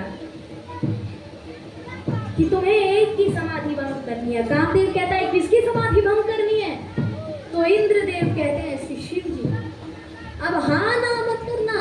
तो कामदेव कहते हैं बिल्कुल इसमें यही करने का विषय है, क्योंकि शिव जी की समाधि तो मैं भंग करने का मुझमें इतना साहस नहीं है। इंद्रदेव कहते हैं अरे तुम्हारा मैं साहस ही तो देखना चाहता हूँ, तुम्हें जाते हुए देखना चाहता हूँ। कामदेव कहता है प्रभु आते हुए, प्रभु जाते हुए तो देख लोगे, लेकिन हे इंद्र आते हुए नहीं देख पाओगे। इसीलिए महाराज तुम्हारे कहने पर जा ही रहा हूँ, क्या कर सकता हूँ। हृदय में सोचते हैं कि अपना ही हित है, चलो जो देखा जाएगा देखा जाएगा, सब प्रभु के ऊपर निर्भर। जाते हैं, कामदेव जाता है तो एक आम के वृक्ष की ओट पर अपना धनुष खींचता है और उसी समय शिव जी की समाधि खुल जाती है। और खुलती है तो साथ साथ में तीसरी नेत्र खुलती है और उसी में वो कामदेव जलकर भस्म हो जाता है। जोरों से कहेंगे नमः पार्वती पतये हर हर महादेव। कामदेव जलकर भस्म हो जाता है, राख बन जाता है। अब देवता गण आते हैं ब्रह्मा जी को लेकर कि चलिए अब शिव जी को विवाह के लिए राजी करते हैं। ब्रह्मा जी को सिखा देते हैं हम आपको संकेत करेंगे, आपको ये बोलना है। ब्रह्मा जी कहते हैं चलिए ठीक है जो प्रभु कराएं। ब्रह्मा जी और देवता सब शिव जी को मनाने के लिए जाते हैं। ब्रह्मा जी को सारे देवता संकेत करते हैं बोलिए बोलिए। ब्रह्मा जी कहते हैं कि ये देवता अपने नेत्र सफल करना चाहते हैं।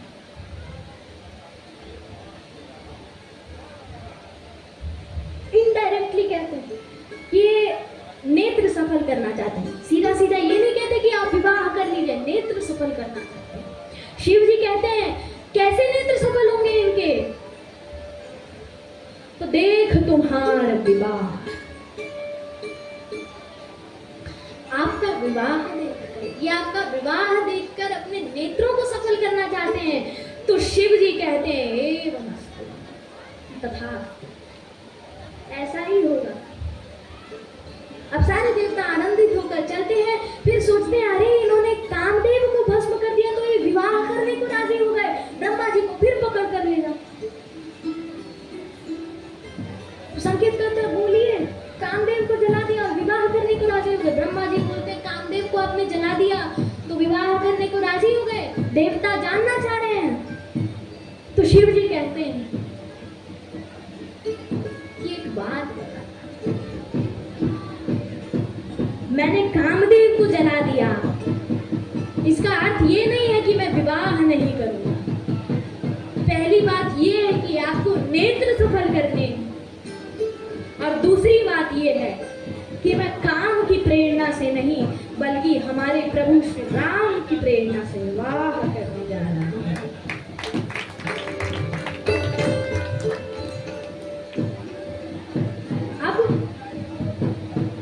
शिव जी विवाह के लिए तो राजी हो जाते हैं। अब सारे भूतगण आ जाते हैं कि शिव जी से कहते हैं एकांत में, सारे भूतगण सेवक बोलते हैं प्रभु स्वीकृति तो दे दी, आप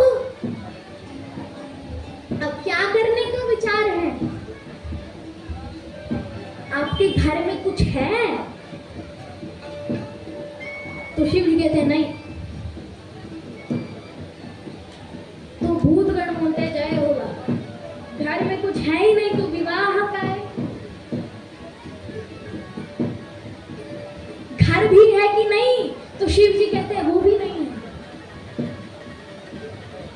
तो भूतगण बोलते तो कहते हैं कि दूल्हे के परिवार में कुछ मौसा मौसी बाबा भाभी नाना नानी होते, आपके परिवार में कोई नहीं आया। तो शंकर जी कहते हैं कोई है ही नहीं है तो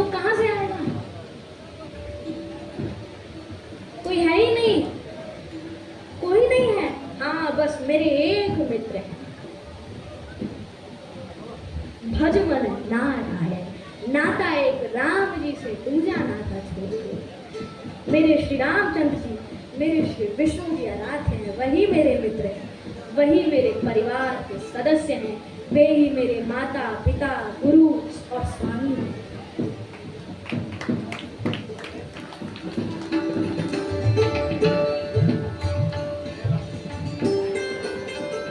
अब शंकर जी, आपको कैसे सजाया जाए? विवाह के लिए जा रहे हैं तो कुछ तो पहनाएंगे ना। दूल्हे के सिर पर मोर सजता है, इतना सुंदर दूल्हा सजता है तो मोर कहां से लाया जाए? शिव जी ने कहा कुछ इतना परिश्रम करने की, इतनी परिश्रम करने की कोई आवश्यकता नहीं है। 2 MM के सांप लाकर लटका दो, 2 MM के सांप लाकर लटका दो। तो भूतगढ़ बोलते हैं एकदम हमारे वाले विचार, अभी लाते हैं। लाए, यहाँ पर सांप दिख रहे हैं। अब मुकुट, तो शंकर जी ने कहा हमारी जटाई कोई कम थोड़ी है, रहने दो, जटा बांध लेंगे। बांधे जटा एकदम शिव जी हमारे, और शिव जी का स्वरूप ऐसा देखा। अब भूतगणों ने बोला कि कंगन माल वो सब भी सांपों का ही पहना दो। तो हाँ पहना दो, जय जय। सांपों के कंगन, सांपों का हार, सांपों के बाले, शिव जी का कितना सुंदर स्वरूप है देखा।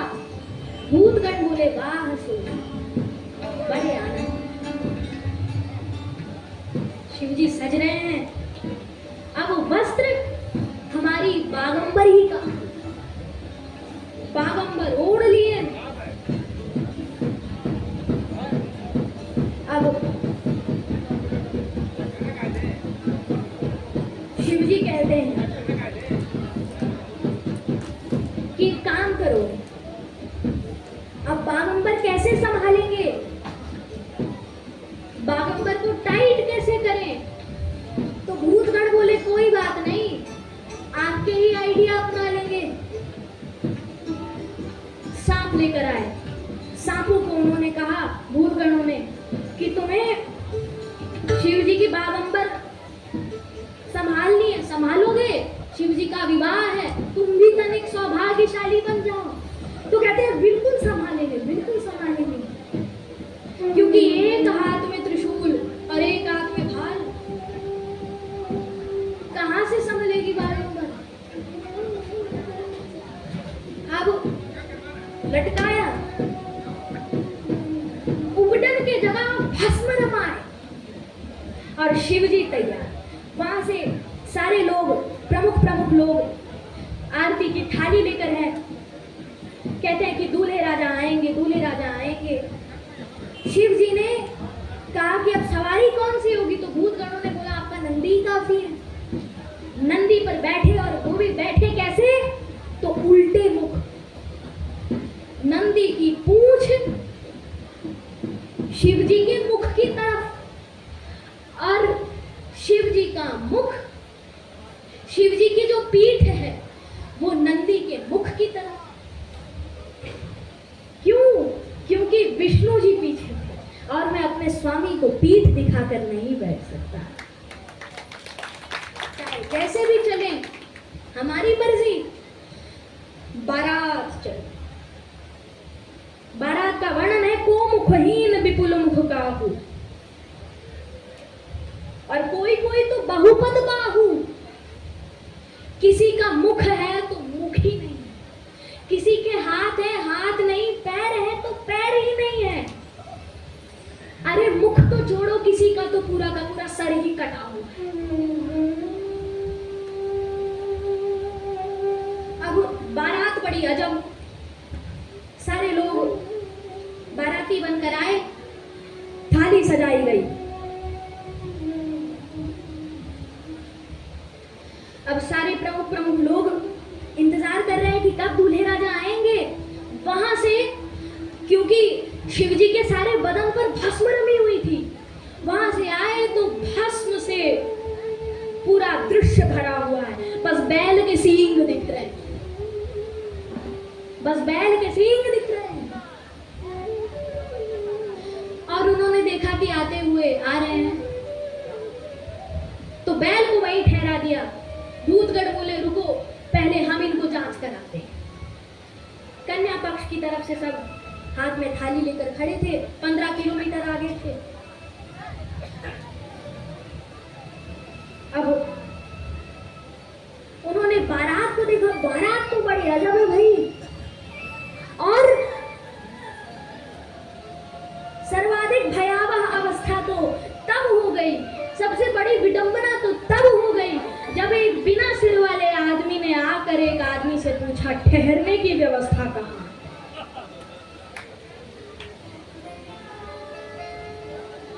तो उस आदमी ने कहा, उसके हाथ से थाली छूट गई।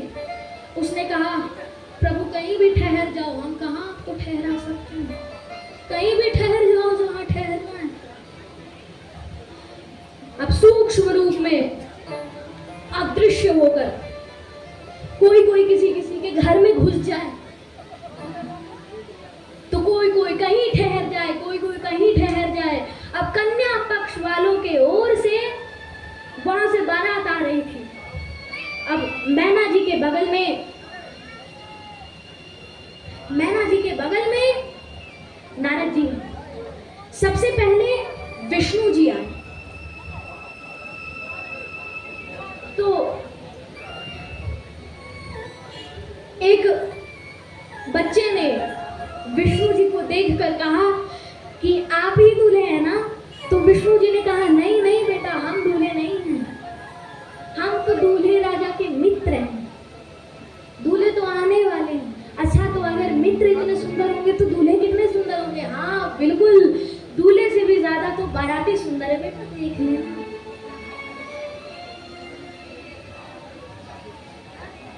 अब बारात को आते देखा, जैसे भूतगणों को देखा, एक बच्चा भागा वहां से घर की ओर, दरवाजा बंद किया। पहले माँ बाप ने सोचा कि बड़ा उत्साहित है बारात को देख, इतनी सुंदर बारात होगी, तो दूल्हे इतने सुंदर है ना, बाराती कितने सुंदर है। तो वो बोले बहुत सुंदर है माता,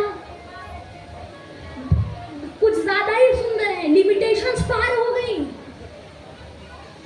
तो ऐसा क्या देख लिया, जरा से झांकते हैं, खिड़की से झांकते हैं, तो देखते हैं, अपने आंचल में छुपा लेते हैं। कहते हैं बेटा इतना क्यों भयभीत हो रहे हो।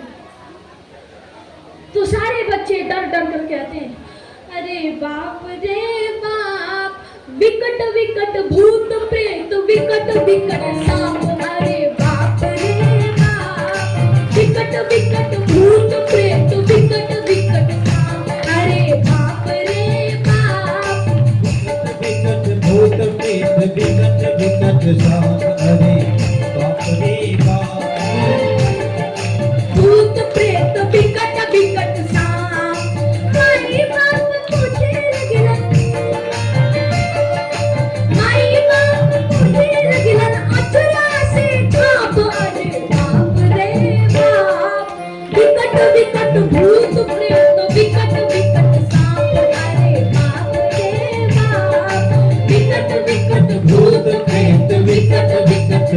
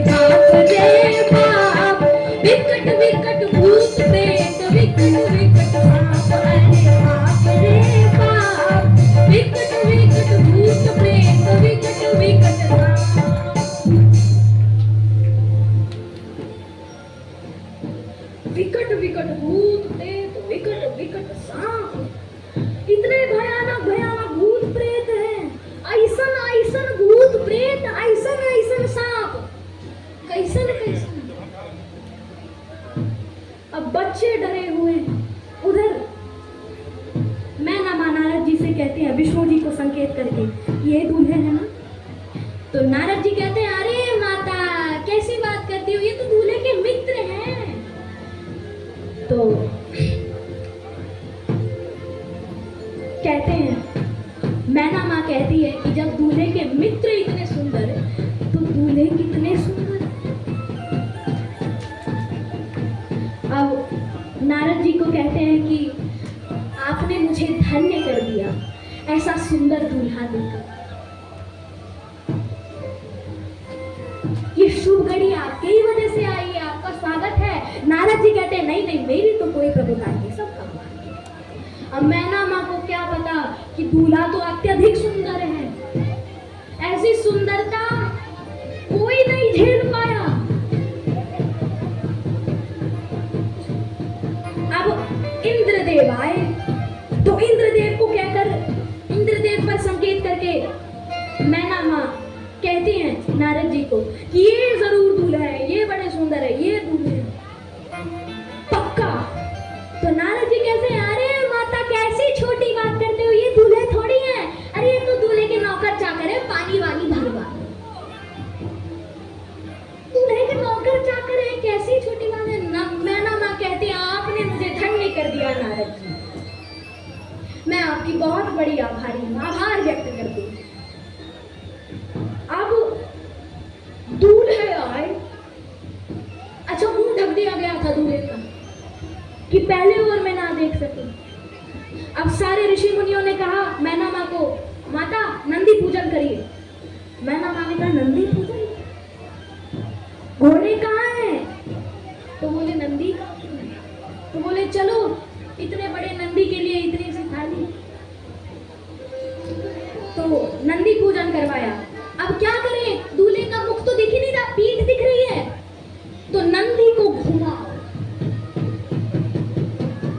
और जैसे ही नंदी को घुमाया सो शिव जी का जो मुख देखा, थाली हाथ से छूटी, अपने घर में चली गई दरवाजा बंद करके।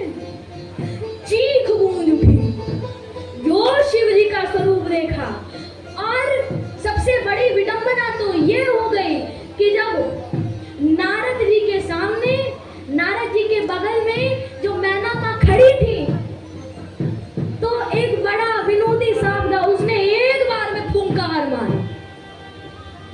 एक फुंकार में मैना माँ डर गई और दरवाजा बंद कर दिया।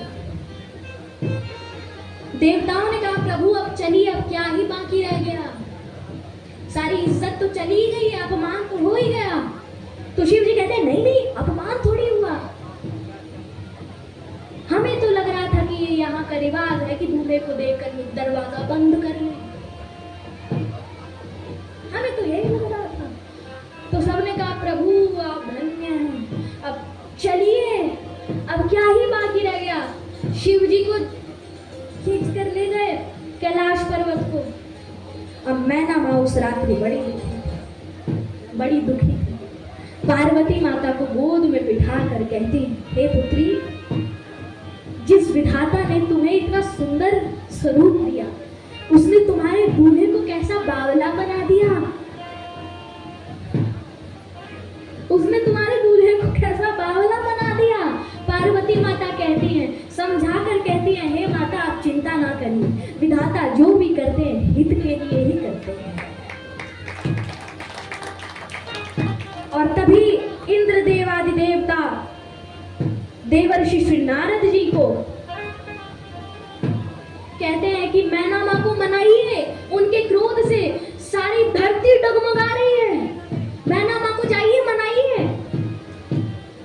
नारद जी कहते हैं मैं अकेले तो नहीं जाऊंगा, मेरे साथ किसी को भेजो तो जाऊं, मैं अकेले तो नहीं जाऊंगा। तो सप्तऋषियों को भेजा गया, और सप्तऋषियों की बात तो कोई काट नहीं सकता। सप्तऋषि गए, नारद जी सती माता की माता श्री सुनैना माता को कहते हैं कि जगदम्बा तव सुता भवानी, हे माता आपको पता नहीं है कि आपकी जो पुत्री है वो स्वयं जगदम्बा की स्वरूपा है, शक्ति स्वरूपा है, स्वयं भगवती। मैना माँ यह जानकर धन्य होती है और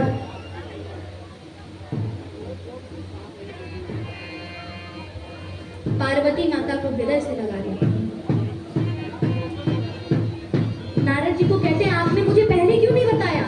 नारद जी कहते हैं बताना तो चाह रहा था, परंतु आप सुनने को तैयार ना थे। श्री पार्वती माता के चरण पखारे गए, विवाह की तिथि निश्चित की गई। विवाह होने वाला था कि सारे भूत प्रेतों के आगे, सारे सेवकों के आगे थाली परोसी गई। भोज में जाते हैं ना, थाली परोसी गई। अब एक आदमी एक के सामने जब थाली परोसा तो वहीं के वहीं खड़ा, एक आदमी ने दूर से बोला, अरे समय नहीं है, जल्दी करो, इतना क्या खड़े होकर देख रहे हो? उसका मुख, उसमें हीरे मोती जड़े हैं क्या? तो आदमी उसको पुकार कर कहता है कि हीरे मोती से भी अनमोल चीजें हैं इसमें, आकर देख लो, खुद ही देख लो। तो वो आदमी आता है, दिखाओ क्या है? तो जैसे ही देखता है वो भी खड़ा का खड़ा रह जाता है। तब दूसरा वाला आदमी कहता है, देखा ना, इसका तो मुख ही नहीं है, कहाँ थाली परोसे, किस मुख से खाएगा?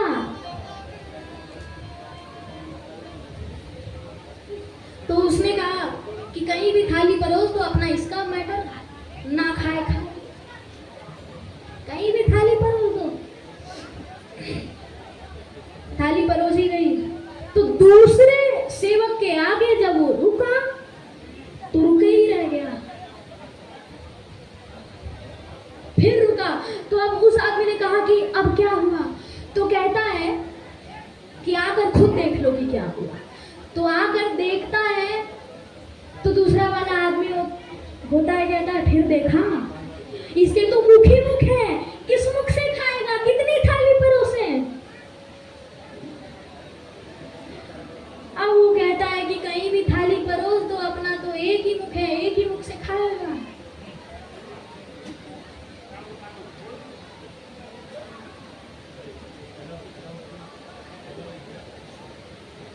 कोमुखहीन विपुल मुख काहू, और कोई बहुपद बाहु। अब शिव जी का विवाह निश्चित होता है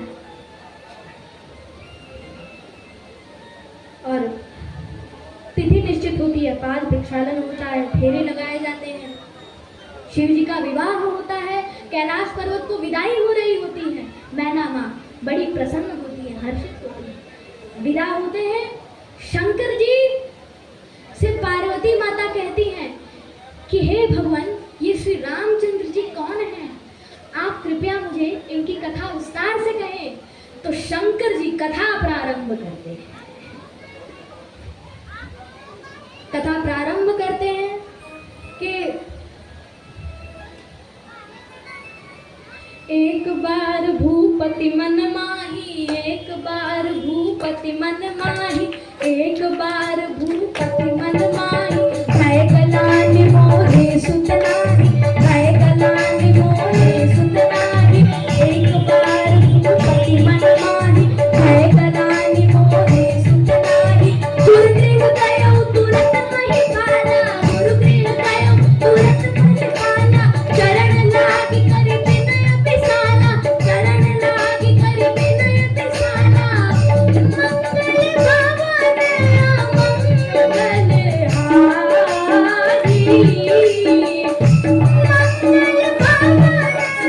भवन मंगल हारी,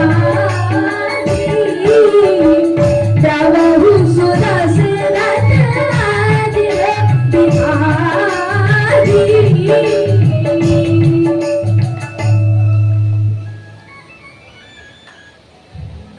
श्री दशरथ जी को पुत्र नहीं हो रहा था, चौथा बना गया। गुरु वशिष्ठ से सलाह मांगते हैं, वो उनको सलाह देते हैं, श्रृंग मुनि के पास जाते हैं, उनसे आज्ञा लेकर पुत्र कामेष्टि यज्ञ करवाते हैं। वहां से उनको हविष्यान खीर प्राप्ति होती है और तीनों रानियों को वो देते हैं और उसके ही दूसरे दिन तीनों रानियां गर्भवती हो जाती हैं और प्रभु श्री रामचंद्र जी का प्राकट्य होता है।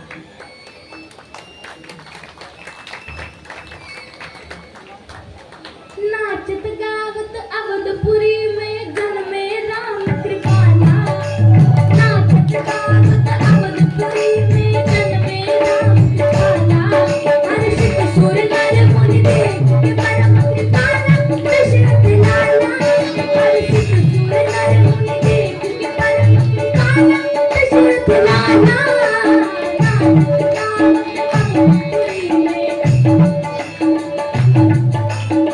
नाचत गावत अवधपुरी में प्रभु विश्वरूप दिखलाते, गदा पद्म और चक्र धरे प्रभु विश्वरूप दिखलाते, माता तिमती पुतला के भगवान फिर बालक बन जाते, माता तिमती पुतला के भगवान फिर बालक बन जाते, चरण तीनों से अंकित है और रंग है श्यामल काला, चरण तीनों से अंकित है और रंग है श्यामल काला, और पुण्य नामकरण करते हुए कहे, मुनि नामकरण करते हुए कहे संपूर्ण जगत रखवाला, हर्षित सुर नर मुनि देख के परम कृपाला दशरथ लाला, नाचत गावत अवधपुरी में जन्मे राम कृपाला, हर्षित सुर नर मुनि देख के परम कृपाला दशरथ लाला, हर्षित सुर नर मुनि देख के परम कृपाला दशरथ लाला, नाचत गावत अवधपुरी में।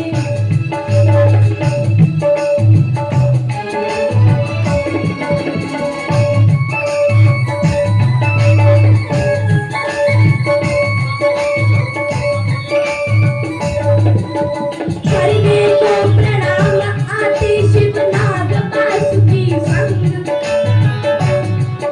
आते श्री शिव जी नाग वासुकी संग, भस्म रमाए पूरे बदन में सिर से बहती गंग, भस्म रमाए पूरे बदन में सिर से बहती गंग, और चरण चिन्हों से अंकित है और रंग है श्यामल काला, मंद मंद मुस्कुराते करते कनन के सर्प की माला, मंद मंद मुस्कुराते करते कनन के सर्प की माला, गए निकट प्रभु राम के भोले छोड़ के बाग की छाला, गए निकट प्रभु राम के भोले छोड़ के बाग की छाला, नाचत गावत अवधपुरी में जन्मे राम कृपाला, हर्षित सुर नर मुनि देख के परम कृपाला दशरथ लाला,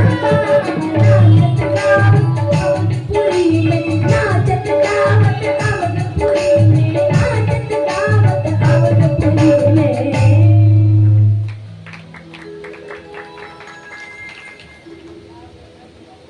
श्री रामचंद्र जी का प्राकट्य होता है, तीनों भाई आंगन में खेलते हैं, कभी श्री रामचंद्र जी खंभों में अपना प्रतिबिंब देखकर नाचते हैं, तो कभी माँ से चंद्रमा की याचना करते हैं, कबहू से सेवांग आरी करे जननी की साड़ी को अंचल बहल फेरा, मैया मोही चंद्रदेव वचन उचारे हैं, मैया मोही चंद्रदेव वचन उचारे हैं, और भूतल पे चंद्र को उतारियों का खेल लाल, अनहोनी बात नहीं बस के हमारे हैं। इसी के साथ कल हम लोग श्री रामचंद्र जी की विवाह में बाराती बनकर आएंगे, तो इसी के साथ चर्चा को विराम, बाकी पुष्पांजलि प्रभु श्री सीताराम जी के चरणों में समर्पित एक भजन के द्वारा। सीताराम जी की प्यारी राजधानी लागे, राजधानी लागे, ओ मोरे मीठू मीठू सजनी